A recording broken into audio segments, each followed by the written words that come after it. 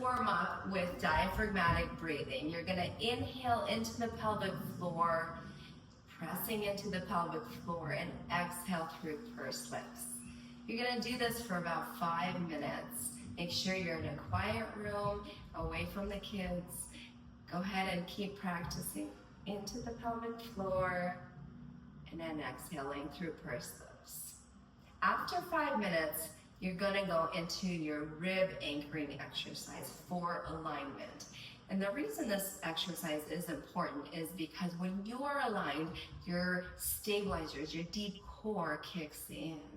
So for the rib anchoring exercise, you're gonna want to visualize your little ribs here touching the floor. And actually, go ahead, it's such a subtle movement. Go ahead and touch the floor with your ribs. It's right at your breast line.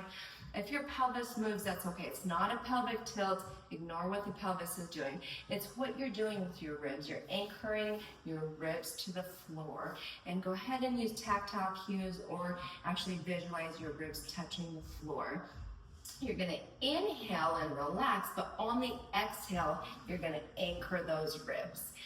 You want to do about maybe 20 or 30 to get a feel for that anchoring, because the next exercise is going to challenge that.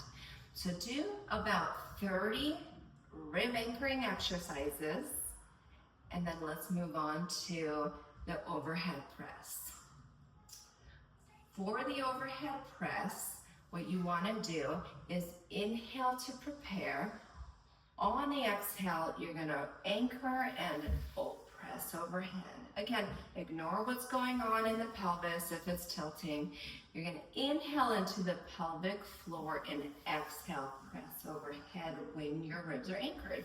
Inhale into the pelvic floor, anchor your ribs and press overhead. So you wanna do this maybe 20, 30 times. Remember, you are anchored on each exhale. You're gonna touch the ribs to the floor and anchor those ribs.